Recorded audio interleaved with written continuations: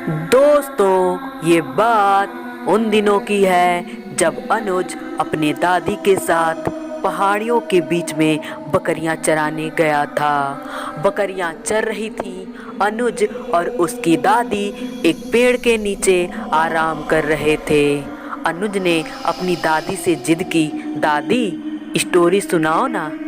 उसकी दादी ने कहा, स्टोरी छोड़ो, आज तुम्हें मैं एक सच्ची घटना बताती हूँ जो सुनकर शायद तुम डर जाओ, लेकिन डरना मत, मैं तुम्हारे साथ हूँ।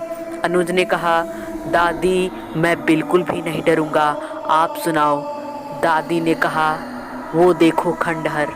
दादी ने खंडहर की तरफ इशारा करते हुए कहा, वो 200 साल पुराना खंडहर है, उसी की बात आज तुमको बताती हूँ।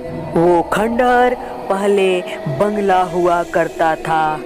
एक दिन किसी ने उसमें आग लगा दी। आग लगाकर उस घर का दरवाज़ा बंद कर दिया।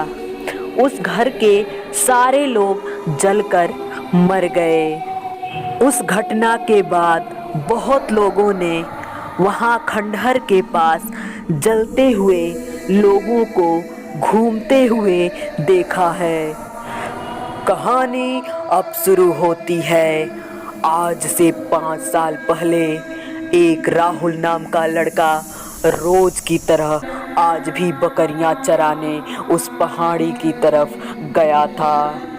शाम को बकरी वापस लाने के टाइम वो अपनी सारी बकरियों को ढूंढ लाया, लेकिन उसमें से 3 बकरियां उसे नहीं मिल रही थीं।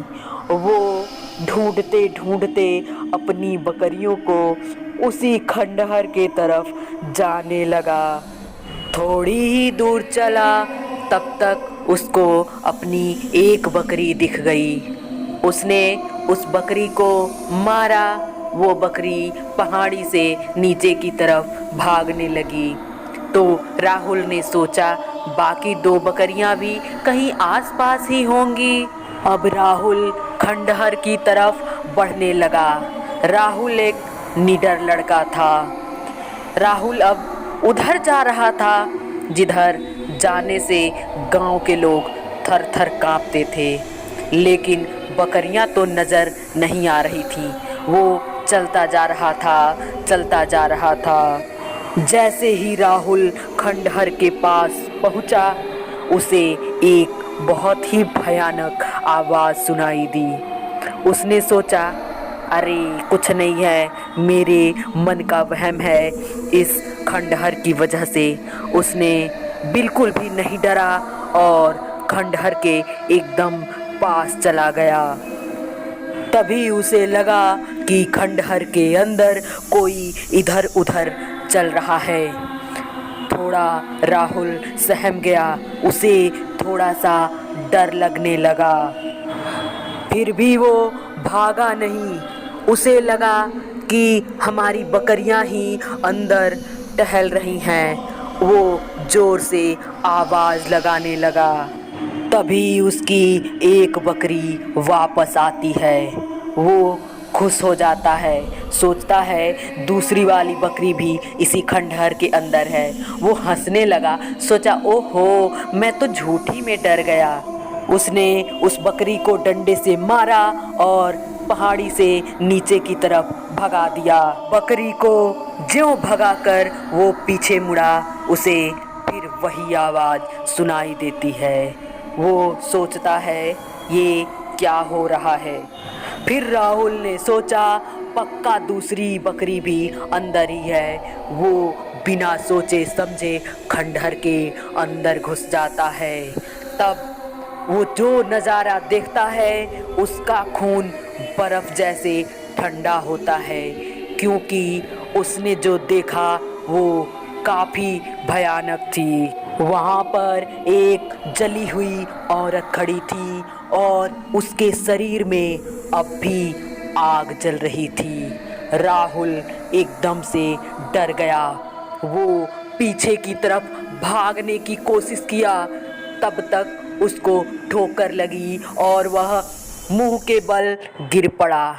फिर वो हिम्मत बांध के उठ के खड़ा हुआ, लेकिन सोचा ये क्या हो रहा है, कहीं मेरा वहम तो नहीं है, क्योंकि उसने देखा सामने से वो औरत गायब थी।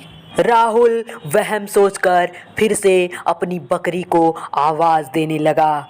खंडहर के अंदर उसने सोचा कि आखिर ना यहाँ कोई घास है ना झाड़ी है, फिर मेरी बकरी यहाँ क्यों आएगी। लेकिन वो आवाज़ लगा रहा था, तब तक उसकी निगाह बकरी पर पड़ी। वो उसी की बकरी थी, लेकिन आखिर ऐसा क्या हुआ था कि वो बकरी ऐसी लग रहा था किसी ने उसे वहीं पर जमा दिया है। वो बकरी की तरफ हिम्मत बांध के बढ़ने लगा। बकरी के पास पहुंचकर उसने बकरी को डंडी से मारा, लेकिन बकरी तो हिली भी नहीं। आखिर ऐसा क्यों हो गया? उसके दिल की धड़कन बहुत ज़ोर ज़ोर से बढ़ गई। वो भागना शुरू कर देता है वहाँ से। उसको समझ में आ जाता है कि यहाँ ज़रूर कोई बात है। वो जली हुई औरत भी एकदम सच थी। अभी वो भागता ही रहता है, तब तक उसके सामने एक जला हुआ आदमी खड़ा हो जाता है। अब राहुल डर के मारे रोने लगता है और वहाँ से भागने की कोशिश करता है, लेकिन ये क्या, उसके तो पाँव जैसे लग रहे थे कि जमते जा रहे थे। राहुल भगवान का नाम लेना शुरू करता है। जब भगवान का नाम लेना शुरू करता है, उसके पाँव धीरे धीरे खुलने लगते हैं। वो भागने लगता है। खंडहर के गेट पे पहुंचता है तो फिर वही जली हुई औरत। राहुल एकदम से डर जाता है और भगवान का नाम लेते हुए प्रण करता है कि अगर मैं अच्छे से घर पहुंच गया तो कभी इस पहाड़ी के तरफ नहीं आऊँगा।